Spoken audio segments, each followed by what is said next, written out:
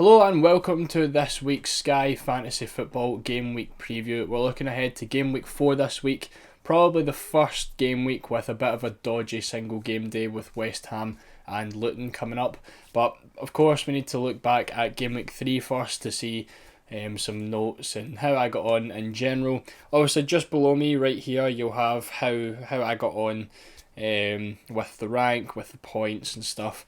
And I actually done very, very well. You'll see in the weekly score in the bottom right there, I ended up with 4,400th in the world with the first team. The second team was 16k as well. Much big improvement from last week. I think it was like 100k in the world for the week last week. And that puts me up to 26k and 7k for both teams. So it's looking good. 4 transfers used in both teams. But let's look into the notes first. We'll get the Chelsea game first and try to see if there's anything really. I don't want to look through all of them, otherwise we'll be here forever. So if you want to have a look through yourself, feel free to pause and have a read through. We've obviously got Gusto, who got 2 assists at right wing back. James should be back soon. Pochettino said after game week 1 that James will only be out for a few weeks. So that's 3 weeks now, maybe 4 weeks that James has been out. So I would expect him back in the next couple of weeks anyway. So I think if you're going to get Gusto in, you really need to. You're going to have him for a game, maybe 2 games before he probably drops to the bench again for James. So I think I would probably just leave that and see what happens. Because I don't think he's going to be worth 2 transfers. Bell as well, 7.1 million, ended up getting 7 tackles, 3 in game week 1. Looks good for tackle tiers, but again he's probably a bit too expensive for a Luton defender. I don't know if I'd want to be locking that in. Above that as well that I missed out, Silva linking up with Disasi a lot more often than Colwell. Obviously Colwell's kind of playing as a centre-back / left-back kind of role. It seems like Silva just wants to pass to the right all his time, and that's why Silva and Disasi are getting like 100 plus passes. It doesn't seem like he's too. I don't want to say too comfortable, but he doesn't really want to pass to Colwell.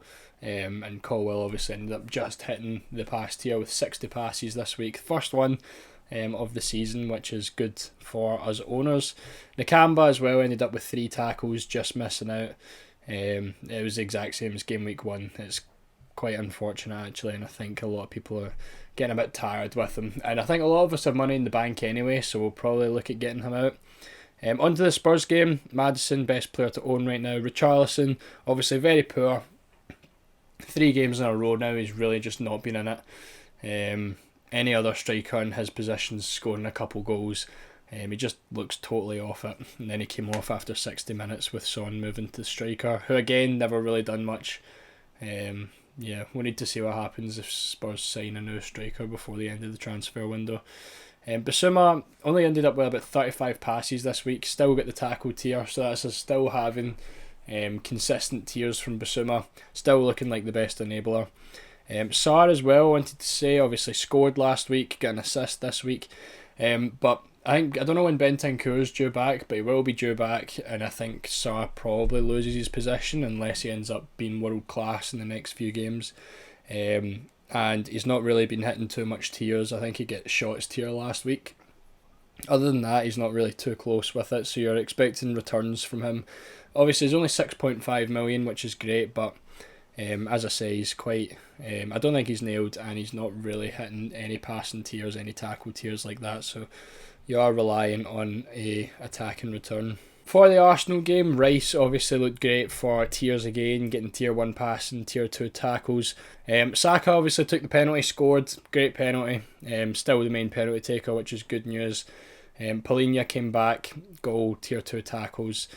Just a shame he's 7.9 I would think this season. Shade as well scored this week, but I think there's been a few rumours that Brentford are going to be signing Nico Gonzalez from Fiorentina. So I don't think Shade's going to be in the starting 11 for too much longer. Which is a shame because 6.5 million, if he was the nailed on left wing, and he actually played fantastic at the weekend, but I don't think he's going to be in there too long, probably coming off the bench. But yeah, I wouldn't be looking too much into that. Rashford obviously back on the left as well, getting 2 assists, which is obviously his most dominant position. Bruno done well as well. It looked like a Man United that you would have hoped to see in the first two games when all of us had their players. Awoniyi as well had a fantastic goal against United, scores for the 7th Premier League game in a row. I think he's probably going to have to be a must-have for the Burnley and Brentford 2 captain days. On to the last couple of games then as well. Verbruggen get his first start. I don't know if that's maybe like warming up for Europe. Obviously Brighton will have European football this year, so I don't know if Verbruggen's going to end up with those starts and Steele continues to play the Premier League games. But yeah, I wouldn't look too much into Brighton goalkeepers for until we know who is actually nailed in there. Gilmore started as well, getting 61 passes, subbed before the 60th. I think he's about 6.8 million this year. Would be great if he was nailed, but again, we don't really know if he's going to start every week. But yeah, that's 2 starts in a row for him, so he's definitely one to keep an eye out. In terms of the Villa game, I'm trying to see if there's anything that's really too much. Kamara, no bonus. For the 3rd game in a row. As I say, get rid if you still have him. He just doesn't look up to it again. Foden, benched due to illness, came on for a very lucky assist. It was just a poor touch, and then Rodri came in and volleyed it top corner. Rodri again, I'm saying he's top 3 players in Skies, maybe even top 2. I think behind Haaland there's not really anyone that comes close, especially this season anyways. And then for the final game, Núñez, again, I wouldn't rush into that because he's probably not going to start every game. But hopefully he can bang some goals in, and then we have another striker to look at. Salah quiet, and then Isaac off for the 70th minute for the 3rd game in a row. So I'll look at our captaincies for this weekend. It's another 3-day game week. We've got another single on Friday, Luton West Ham. Now this is one that a lot of us were talking of skipping in game week 1, but those of us that started with Nakamba expected to captain him.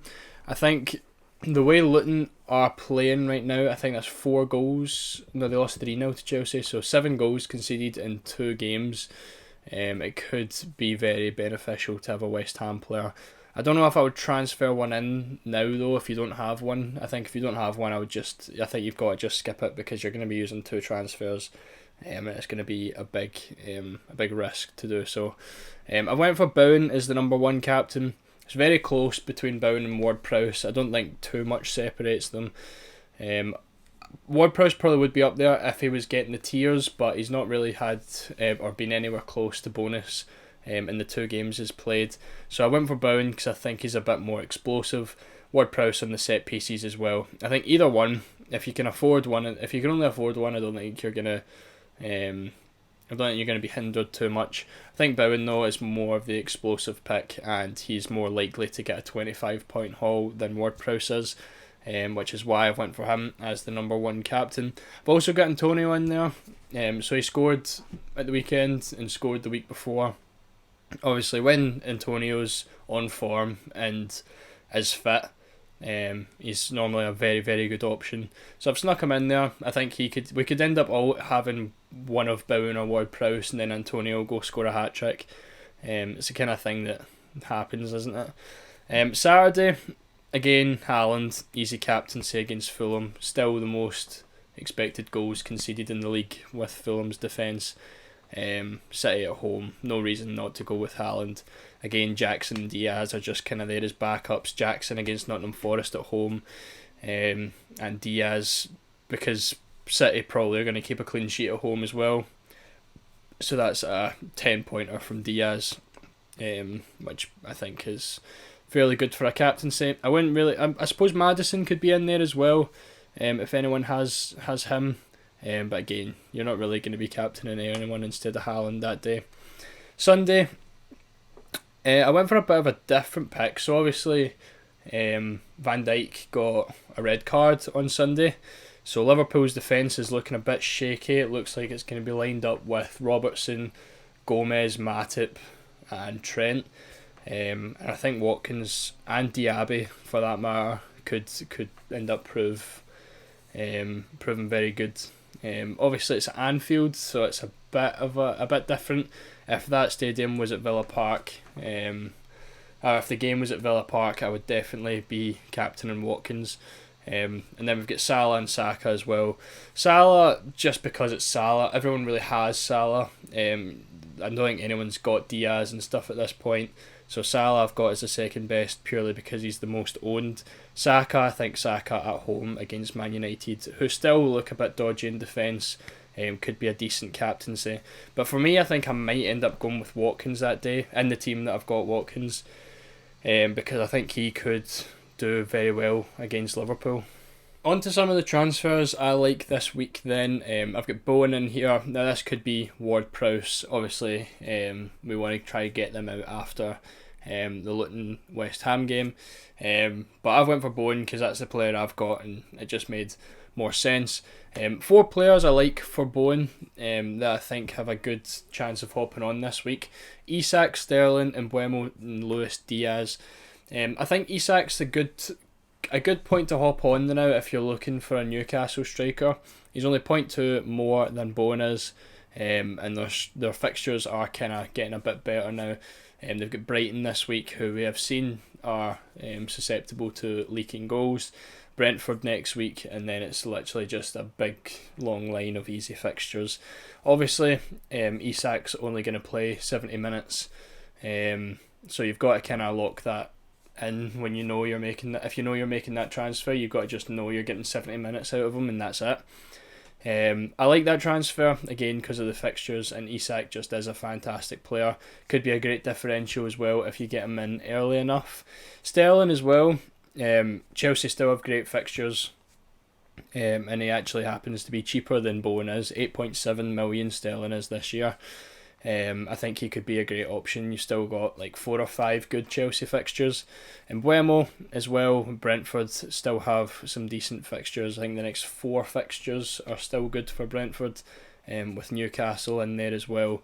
Diaz, if you need a Liverpool cover, I think he's probably a better option than Salah for the cheaper price. And he looks a bit better for the goal scoring. I'm trying to keep these transfers to players that are roughly the same kind of price. Obviously, I don't want to be going for players that are like 2 million more expensive and stuff, because it just doesn't make sense, and I could end up having a long list of like 20 players. The Kamba as well, a lot of us are probably going to move on. I think I'm going to move on as well this week. He's probably going to get the odd tackle tier. You know, he's had 3 over 2 games, 3 tackles in each game. But you kind of want that consistent bonus, and that's what Basuma gives you at 0.7 million more. 7.3 for Basuma. That's bonus he's had in all 3 games. So yeah, I think I'm going to make that transfer in one of my teams. That is probably what a lot of people are going to do. And I think if you've got them both already, and you're looking on, I think Awoniyi, try and maybe get in early. Could be a decent shout for Nakamba. Is 0.9 million more expensive. Obviously you can get him for the singles. I do think there's a better hop on point for Awoniyi though in the future. I'll go into that in a little minute. But yeah, for me I think Nakamba to Basuma is going to be a very popular move this week. And if you've got them both, hopefully you've got some money in the bank, and you can move up to something like a Rice for an extra 1.5 million. Or something along those lines. So now we'll have a quick look at the schedule. Obviously we'll look basically just at this week, and see what kind of fixture gains we have for the next upcoming games. Now the reason obviously we're taking a lot of our West Ham player, or we're taking our West Ham player out after this week, is because you can get a lot of 3-for-1s basically. So if you've like brought in Bowen or Ward-Prowse and you're thinking I might keep them, I probably would just leave that. Obviously they've got Man City and Liverpool next after the Luton game, and as soon as the Luton game's finished, you get a 3-for-1 with most teams anyway, so it's just going to be more worth it to take your West Ham player out. I think, as I said, I had Mbeumo in there. You get Bournemouth, Newcastle, Everton, and then you get Forest after that as well. Who else was there? There was Isak, Brighton, Brentford, and then obviously only 2 games in there, but again the fixtures are just great. Sheffield, Burnley, West Ham, Palace, Wolves. It really does look good for Newcastle in the upcoming weeks. Who else was it? Sterling, Forest, Bournemouth, Villa, and Luis Diaz, again, only 2. I think Luis Diaz is good if you're looking for a captaincy to captain for this day. Obviously, you're going to have Arsenal, Man United, Liverpool, Villa, and then Crystal Palace, Wolves. If you don't have a decent captain, you could go for Diaz and captain him against Villa. That could always work. But I wanted to quickly talk about the Awoniyi situation. This is your single game day here, and so is this. So we're wanting Awoniyi for at least these 3 games. So if we take a look at this bit here, now the one I wanted to say was Chelsea, and most of us should have more than one Chelsea player. I think most people do, whether it's Enzo, Sterling, Jackson, Chilwell, Colwell. That's like 5 Chelsea players. Now the one I really liked was Colwell to Awoniyi. Obviously they're the same price, and if you look at this, you get Colwell for Forest, then Bournemouth. You hop off of Colwell to Awoniyi, and you get Burnley captain, Man City away, and then Brentford captain. Where Colwell only has 1 game, and you probably wouldn't look to go back on Colwell there. It's essentially a 5-for-1 with the 2 captaincies. Obviously I don't think any. You get Fulham, who also have a 5-for-1, but that's it. It's Chelsea and Fulham. You're getting a 5-for-1 with Nottingham Forest, so that could be a very, very good hop-on point. I'll talk through my own plans with this, because unfortunately I'm not going to be able to do Colwell to Awoniyi, and I'm sure a lot of people will have the same situation. But yeah, I think that just looks good. Again, if you're bringing Awoniyi in for Nakamba this week, you're getting no real extra games, but you're getting him against Chelsea. He could easily score against Chelsea. We've seen his record against the big teams.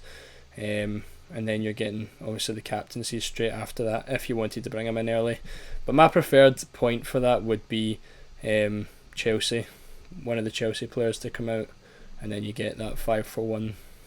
So some of my plans this weekend were on the first team. Obviously, as we've already said at the start, I've done very well this week, and I've got a decent little rank for both my teams. 4 transfers used in both of these, as you can see. In terms of transfers this week, as I said, I would like to do Nakamba to Bissouma. So that's going to be, I'm just going to use the one, I think, in both teams.